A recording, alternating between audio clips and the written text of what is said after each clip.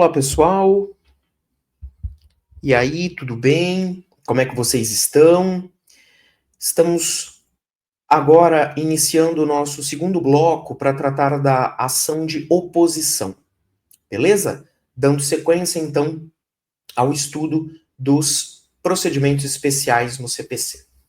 Bom, na aula passada, último bloco, né, nós analisamos o cabimento da ação de oposição no sentido de que ela é uma ação autônoma, hoje, aonde um terceiro vai tentar reivindicar aquele bem, aquele direito que está sendo discutido numa ação inicial, numa ação originária, havendo uma relação de prejudicialidade entre a ação inicial e a oposição. O que é isso? O que é essa relação de prejudicialidade? Significa que o resultado de uma influenciará no resultado da outra. Beleza? E nós vimos quais são esses resultados possíveis no bloco passado. Agora, dando sequência ao nosso estudo, vamos começar falando um pouquinho do seguinte ponto. A audiência de instrução, ela tem um papel extremamente importante dentro do procedimento da oposição, porque ela vai servir como marco temporal. Estou me referindo à audiência de instrução que acontece na ação inicial. Beleza? Pois bem, a gente sabe que a oposição só pode ser ajuizada até a prolação da sentença na ação inicial. Depois não tem mais como. Elas vão correr simultaneamente, serão julgadas em conjunto. Isso eu acredito que eu tenha mencionado também em algum momento no bloco passado. Acontece que existe uma diferença se a oposição é ajuizada antes da audiência de instrução, na ação inicial, ou se ela é ajuizada depois da audiência de instrução na ação originária. Ok? Não chega exatamente a ser uma distinção de procedimentos. Não é que para um caso tem um procedimento, para o outro tem outro. Não. O procedimento é basicamente o mesmo, tá? O procedimento é o mesmo. Porém, nós vamos ter aqui duas possibilidades. Primeiro caso, se a oposição é ajuizada antes da audiência de instrução na ação inicial, é mais fácil, porque ambas vão tramitar simultaneamente e vão ser julgadas pela mesma sentença, havendo uma única instrução. Então, a audiência de instrução vai ser a mesma. A inicial, a ação inicial e a oposição, elas vão, digamos assim, compartilhar a instrução. E aí depois é feita uma única sentença. Ambas são julgadas por uma única sentença. Porque, repare, por conta daquela relação de prejudicialidade, é importante que o oponente, né, ele tenha a possibilidade de participar da instrução, em virtude da relação que existe ali. Então você tem na ação inicial A e B brigando pela posse de um imóvel, por exemplo, entre o C, através da oposição, falando que o imóvel não é nem do A nem do B, é dele. Então, por conta dessa afinidade de questões, o CPC prefere que haja uma única instrução para as duas ações.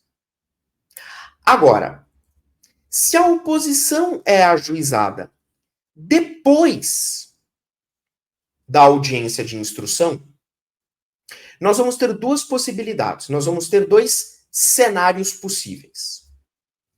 Primeiro,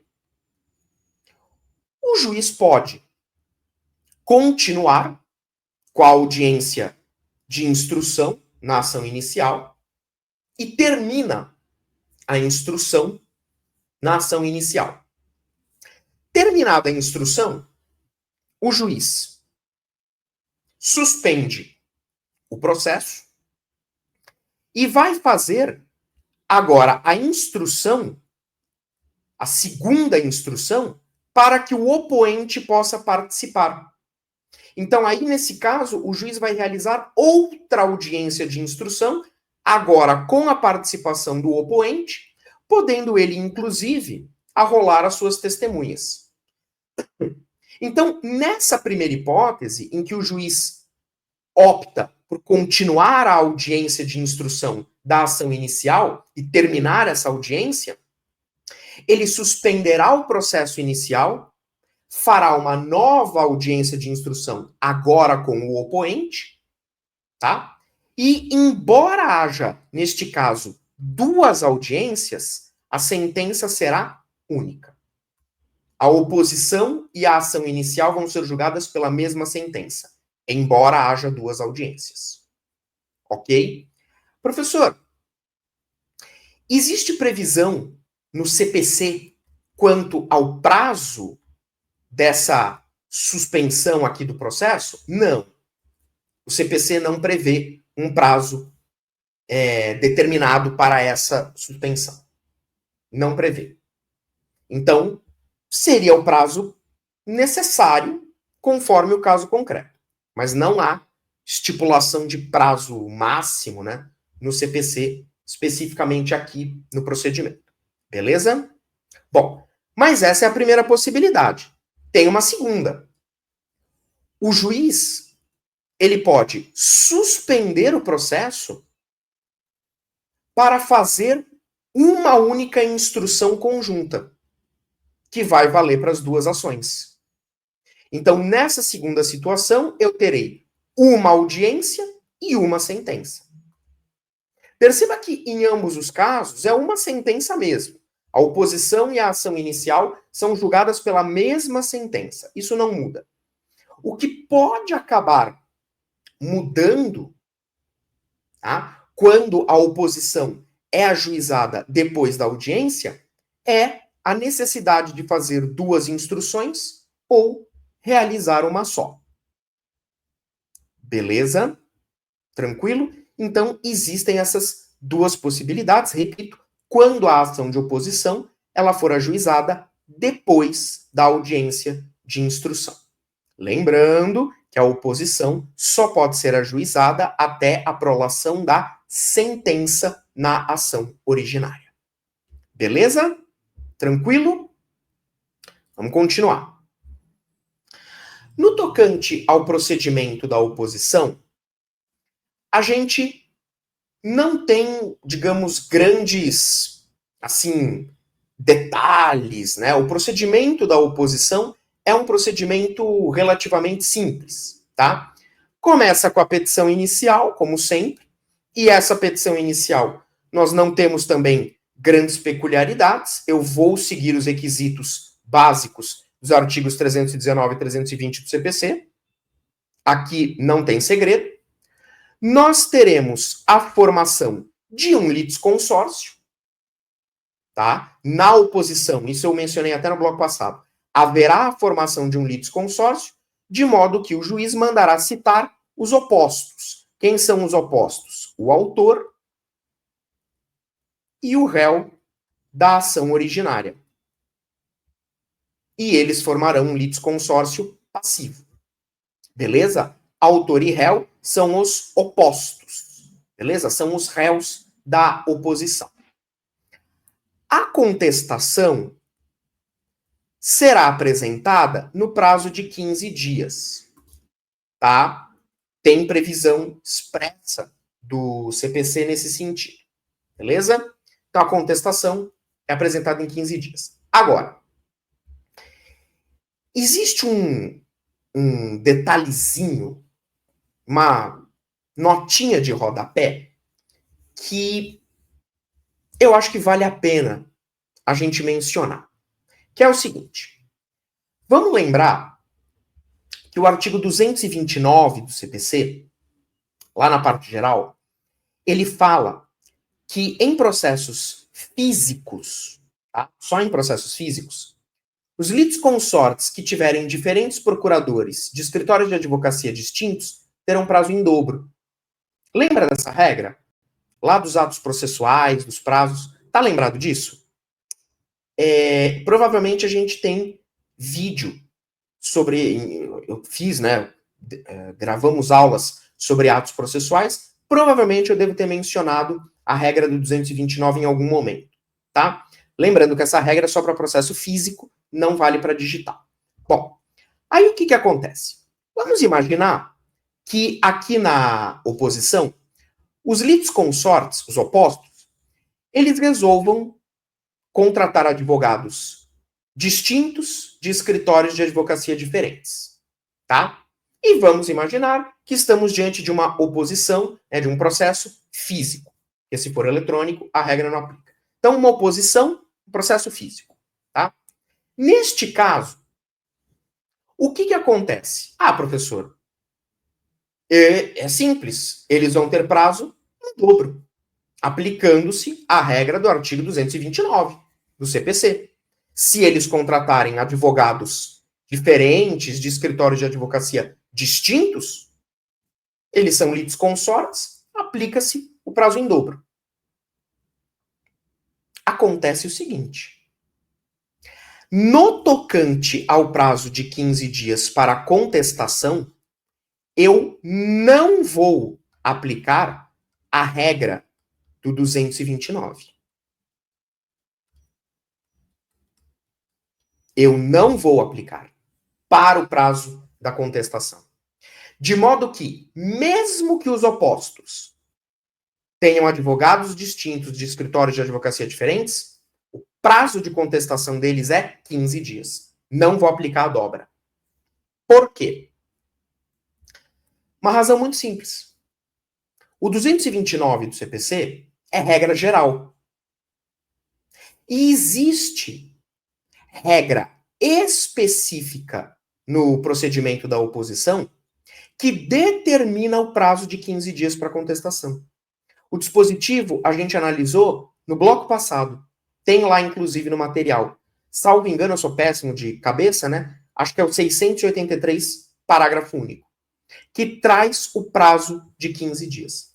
Então, essa regra da oposição é especial. De modo que regra especial prevalece sobre geral. Então, se a oposição for física, eu tiver litisconsortes com advogados diferentes, escritórios distintos, o prazo para contestar não muda, é 15 dias. Para os demais atos processuais, até posso aplicar a dobra. Até posso aplicar o 229 para os demais atos. Por quê? Porque o CPC, ele foi explícito, ele foi expresso ao falar contestação, né? Resposta do réu, digamos assim. De modo que a regra geral deve ser aplicada para todos os demais atos processuais, só havendo regra específica para resposta, para contestação. Então, assim, isso é um detalhe, mas a gente não pode esquecer que a parte geral do CPC nos acompanha aonde quer que a gente vá. Né? Então, posso estar falando aí de recurso, procedimento especial, seja lá o que for. Havendo regra específica para o caso, a gente aplica a regra específica. Não havendo, a gente tem que se socorrer das normas da parte geral. Beleza? Pois muito bem. No tocante ao cabimento da oposição, ela só será cabível nos processos de conhecimento. Só cabe oposição em processo de conhecimento. Portanto, não é cabível oposição em processo de execução. Guarde isso. Eu não posso entrar com oposição em processo de execução. Só em processo de conhecimento. Ok? Mas, professor, o processo de conhecimento, ele pode ser pelo procedimento comum ou especial, né? Pois bem, se a ação inicial for de conhecimento pelo procedimento comum, cabe oposição sem nenhum tipo de problema, tá? Então, se a ação originária, se a ação inicial, formação de conhecimento, tramitando pelo procedimento comum, cabe oposição, não tem aí nenhuma dificuldade. E se a ação inicial for uma ação de procedimento especial? Cuidado. Na nossa aula que eu dei sobre introdução aos procedimentos especiais, teoria geral dos procedimentos especiais, eu disse que o CPC trabalha com dois tipos de procedimento especial. Aqueles que são totalmente especiais, isto é, totalmente diferentes do procedimento comum, são 100% especiais, e outros procedimentos que são especiais apenas no início, tem alguma peculiaridade apenas no começo, e depois da citação do réu, eles seguem o procedimento comum. Eles se convertem automaticamente em procedimento comum. Isso eu mencionei na aula sobre introdução aos procedimentos especiais. Pois bem, para que a oposição seja cabível, o procedimento especial da ação originária tem que ser daqueles que se convertem em comum após a citação do réu. Por quê? Porque se for um procedimento especial que não se converte em comum após a citação do réu, a oposição não é cabível. Então, inventário, posso ter uma oposição? Não. No inventário, não. Porque é uma ação de procedimento especial que não se converte em comum. É totalmente especial. Então, não dá para ter oposição. Ok? No tocante aos procedimentos especiais, você precisa fazer essa distinção. Se o procedimento especial se converter em comum depois da citação do réu, a oposição é tranquilamente cabível. Se for ação de execução ou procedimento especial que não se converte em comum, a ação de oposição não é cabível. Beleza? Tranquilo? Então, muito cuidado com esse detalhe no tocante ao cabimento da oposição. Beleza? Então, neste bloco, nós basicamente analisamos que a oposição ela pode ser ajuizada até a sentença na ação inicial, mas a audiência de instrução é um marco temporal importante, porque se ela for ajuizada antes da audiência, ela tramitará simultaneamente, paralelamente com a ação originária, e serão julgadas pela mesma sentença, haverá uma única instrução. Se a oposição for ajuizada depois, duas possibilidades. Ou o juiz termina a instrução que já tinha começado e depois suspende o processo, caso em que será preciso realizar uma segunda audiência de instrução para que o oponente participe. Então, nós vamos ter duas audiências, porém, sentença única. Sentença decidindo a ação inicial e a oposição. Ou o juiz pode suspender o processo para poder fazer a instrução em conjunto para as duas ações. E aí nós teremos uma audiência e uma sentença. Uma sentença sempre teremos. O que pode haver é duas audiências. Beleza? Sobre o procedimento, sem grandes informações, petição inicial, segue os requisitos 319 e 320, formação de um litisconsórcio, passivo entre os opostos, que são o autor e o réu da ação originária, ambos serão réus na oposição, Contestação, prazo de 15 dias, havendo previsão especial nesse sentido. Então, cuidado com essa observação que nós fizemos sobre a aplicação do artigo 229 do CPC, dobra do prazo. Lembrando, só para processos físicos, ok? Cabimento da oposição, ela sempre será cabível em processos de conhecimento. Execução, não.